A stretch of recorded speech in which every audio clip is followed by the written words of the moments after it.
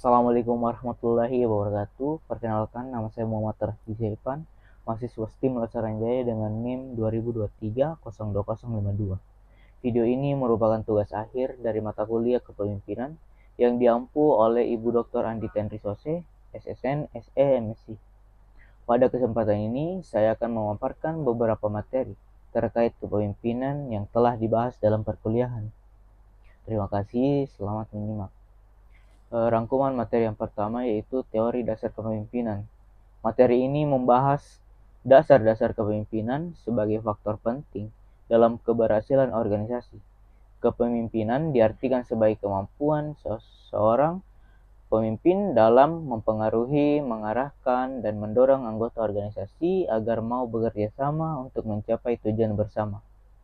Inti pembahasan utama, kepemimpinan bukan hanya soal jabatan, tetapi kemampuan mempengaruhi orang lain secara sukarela. Pemimpin harus memiliki karakter, tanggung jawab, dan kemampuan mengendalikan organisasi. Teori dasar kepemimpinan. Yang pertama, teori sifat. Kepemimpinan ditentukan oleh sifat bawaan pemimpin. Teori yang kedua, teori perilaku. Fokus pada perilaku pemimpin dalam memimpin bawahan. Teori yang ketiga, teori situasional. Gaya kepemimpinan menyesuaikan kondisi dan situasi. Gaya kepemimpinan. Gaya yang pertama, diktator. Keputusan mutlak oleh pemimpin. Gaya yang kedua, demokratis, melibatkan bawahan dalam keputusan.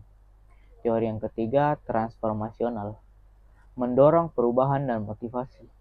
Gaya yang keempat, visioner, berorientasi pada masa depan.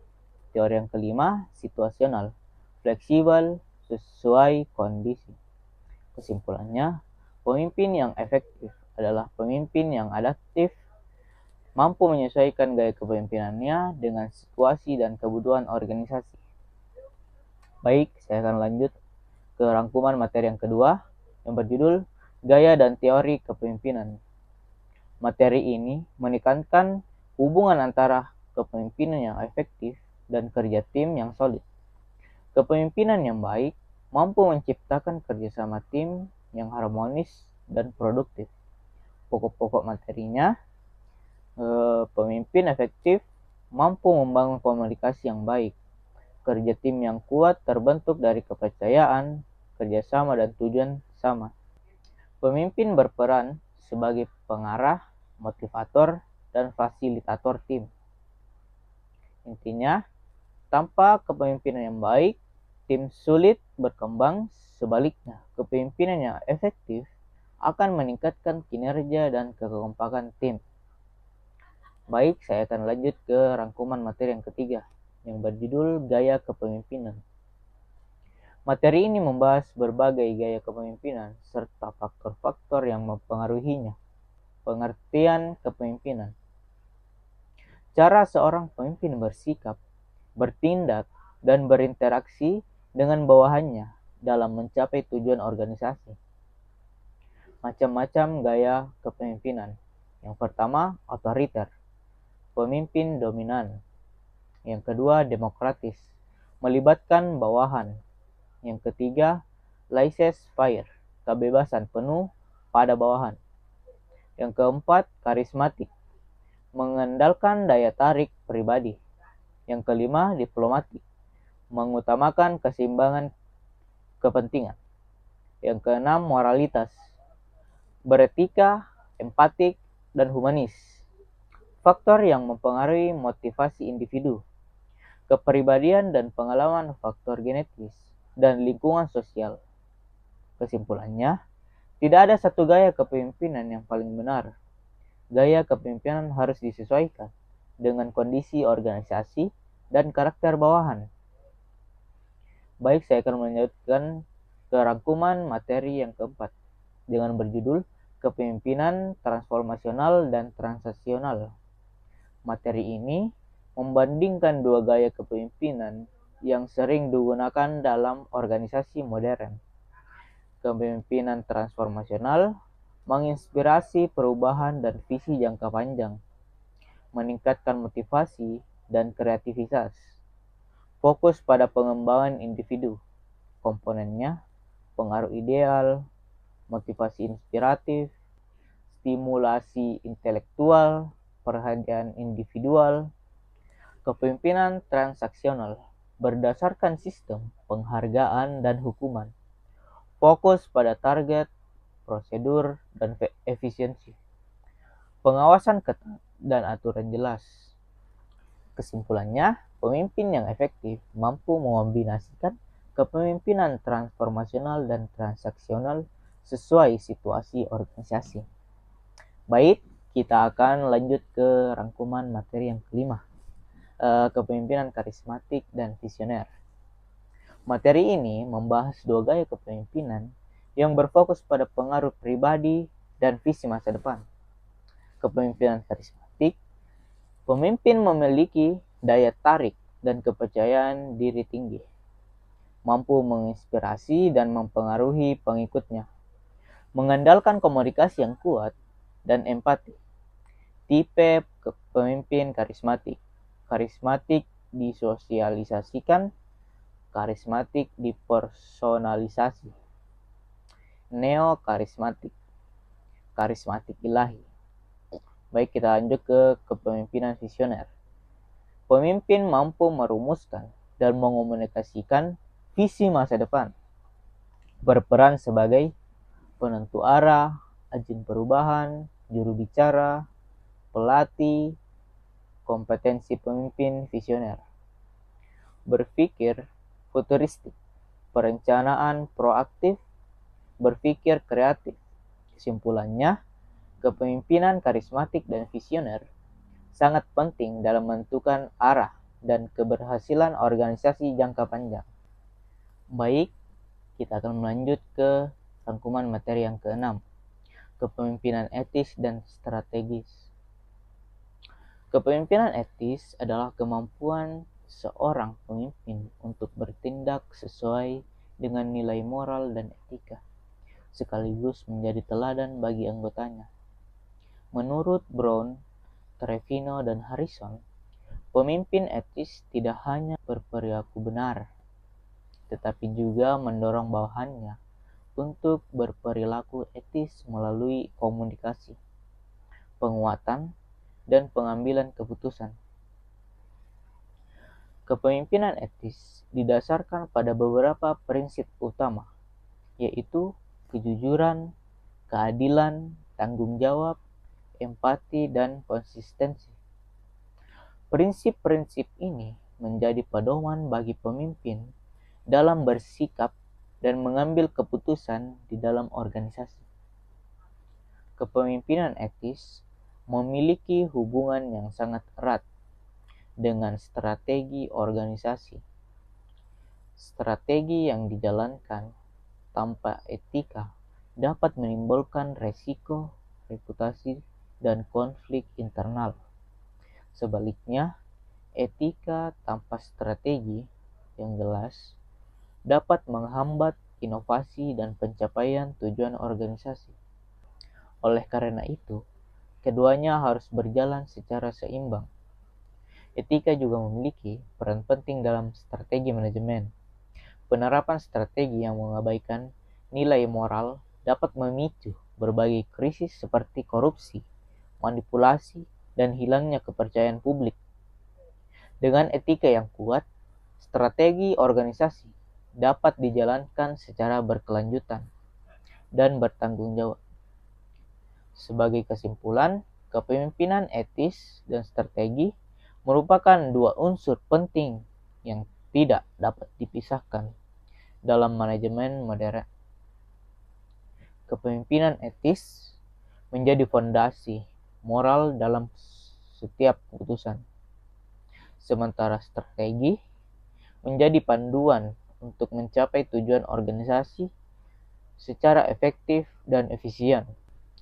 Baik, kita akan melanjut ke rangkuman materi yang ke-7, yang berjudul kepemimpinan dalam organisasi.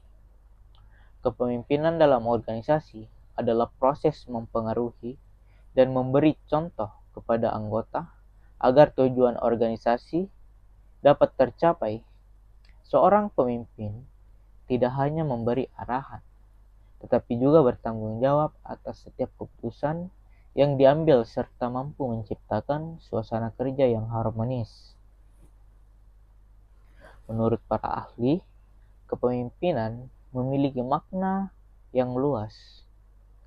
Wahjo Sumitjo menyatakan bahwa kepemimpinan melekat pada kepribadian, kemampuan, dan kesanggupan seseorang. Fiedler menjelaskan bahwa kepemimpinan adalah pola hubungan yang menggunakan wewenang dan pengaruh untuk mendorong kerjasama. Sementara itu, James McGregor Burns menekankan bahwa kepemimpinan adalah hubungan timbal balik yang meningkatkan moralitas dan motivasi antara pemimpin dan pengikut. Dalam perkembangannya, terdapat beberapa teori kepemimpinan. Teori genetis menyatakan bahwa pemimpin terlahir dengan bakat alami. Teori sosial berpendapat bahwa pemimpin dapat dibentuk melalui pendidikan dan pengalaman. Sedangkan teori ekologis menggabungkan keduanya, yaitu bakat kepemimpinan yang didukung oleh lingkungan dan kesempatan. Selain itu, terdapat berbagai tipe kepemimpinan dalam organisasi, seperti kepemimpinan demokratis, militeristis, paternalistis, dan karismatis.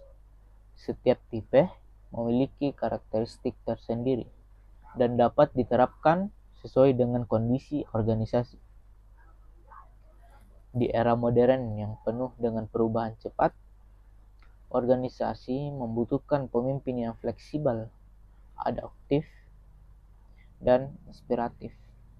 Namun, dalam situasi tertentu, seperti pengawasan dan implementasi strategi, ketegasan pemimpin tetap diperlukan untuk menjaga stabilitas pencapaian target.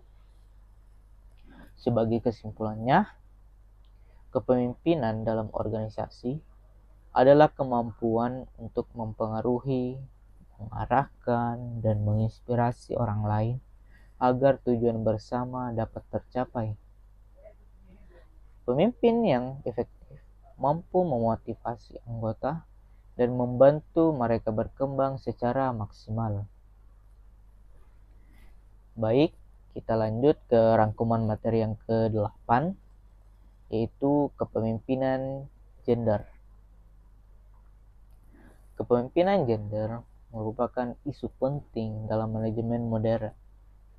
Seiring dengan berkembangnya dunia kerja yang menuntut kemampuan sosial dan emosional, selain kemampuan teknis, kepemimpinan tidak lagi dilihat dari jenis kelamin, tetapi dari cara seorang memengaruhi dan mengarahkan orang lain untuk mencapai tujuan bersama. Kepemimpinan gender adalah gaya kepemimpinan yang dipengaruhi oleh nilai, norma, dan peran sosial berdasarkan gender. Para ahli menjelaskan bahwa perempuan cenderung memiliki gaya kepemimpinan yang partisipatif dan empati, sedangkan laki-laki lebih bersifat direktif dan kompetitif. Namun, efektivitas kepemimpinan sangat bergantung pada kemampuan pemimpin dalam menyesuaikan diri dengan situasi. Dalam teori kepemimpinan, terdapat pandangan bahwa peran gender kadang tidak sejalan dengan peran kepemimpinan, sehingga memunculkan tantangan bagi perempuan. Meski demikian, kepemimpinan transformasional yang menekankan inspirasi, pemberdayaan, dan empati justru banyak ditemukan pada pemimpin perempuan. Perempuan dalam kepemimpinan masih menghadapi berbagai hambatan seperti stereotip gender, budaya patriarki, kurangnya dukungan organisasi dan minimnya mentoring. Walaupun begitu, di dunia modern, perempuan terbukti efektif dalam organisasi yang menekankan kerja tim, komunikasi terbuka, dan keadilan. Sebagai kesimpulannya, kepemimpinan gender menekankan kesetaraan dan kolaborasi. Kehadiran perempuan dalam posisi strategis bukan hanya soal keadilan, tetapi juga menjadi strategi penting untuk meningkatkan kinerja, inovasi, dan daya saing organisasi. Baik, kita melanjut ke rangkuman materi yang ke-9, kepemimpinan visioner dan inovatif. Kepemimpinan visioner dan inovatif adalah gaya kepemimpinan yang berfokus pada visi masa depan dan pengembangan inovasi organisasi. Kepemimpinan visioner mampu merumuskan dan mengomunikasikan visi yang jelas, sementara pemimpin inovatif menciptakan lingkungan yang mendorong ide baru dan perubahan positif. Dalam organisasi, kepemimpinan visioner berperan menginspirasi dan memotivasi karyawan, membangun budaya adaptif, serta menyelaraskan strategi dan sumber daya. Untuk mewujudkannya, pemimpin perlu melibatkan anggota dalam perumusan visi, mengomunikasikan visi secara konsisten, serta mendorong kolaborasi dan keberanian mencoba hal baru. Namun, kepemimpinan visioner dan inovatif juga menghadapi tantangan, seperti resistensi terhadap perubahan, keterbatasan sumber daya, dan tekanan hasil jangka pendek. Jika dijalankan dengan baik, kepemimpinan ini dapat meningkatkan adaptabilitas organisasi, menciptakan keunggulan kompetitif, serta mendorong pertumbuhan dan keberlanjutan organisasi. Baik, kita melanjutkan ke rangkuman materi yang terakhir, yang ke-10, kepemimpinan global dan lintas budaya. Kepemimpinan global dan lintas budaya adalah kemampuan seorang pemimpin untuk mempengaruhi dan mengelola individu atau tim yang berasal dari berbagai negara dan latar belakang budaya dalam lingkungan organisasi internasional.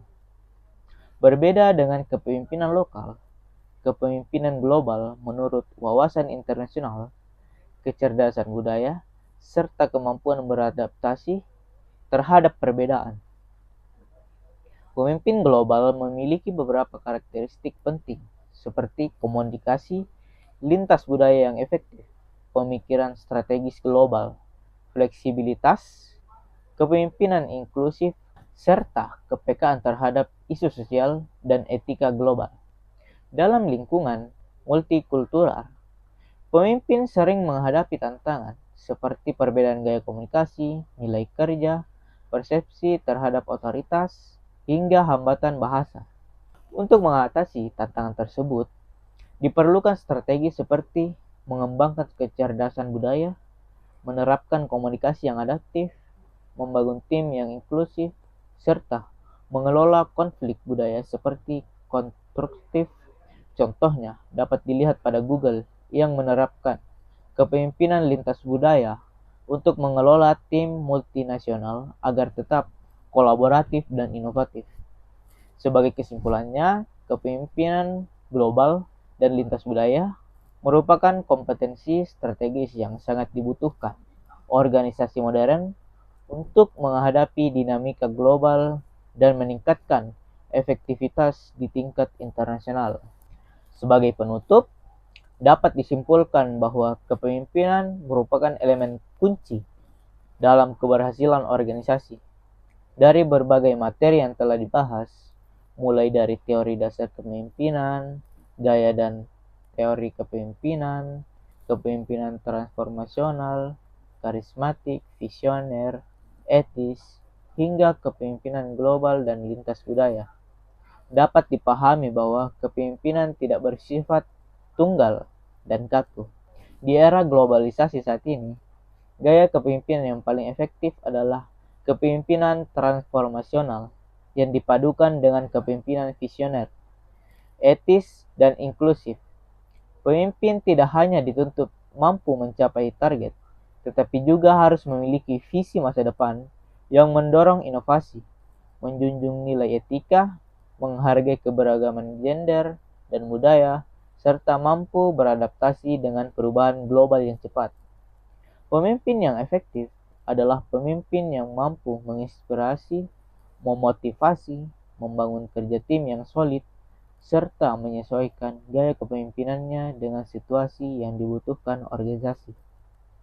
Dengan kepemimpinan yang adaptif dan berorientasi pada nilai organisasi, tidak hanya mampu bertahan di tengah persaingan global, tetapi juga berkembang secara berkelanjutan. Baik, demikian pemaparan materi kepemimpinan yang dapat saya sampaikan. Semoga video ini dapat menambah wawasan dan pemahaman mengenai pentingnya kepemimpinan dalam organisasi, khususnya di era globalisasi saat ini. Saya mengucapkan terima kasih kepada Ibu Dr. Andi Tenrose, SSN, SE, MSI, selaku dosen pengampu mata kuliah kepemimpinan atas bimbingan dan ilmu yang telah diberikan. Apabila terdapat kekurangan dalam penyampaian, saya mohon maaf. Terima kasih atas perhatiannya. Wassalamualaikum warahmatullahi wabarakatuh.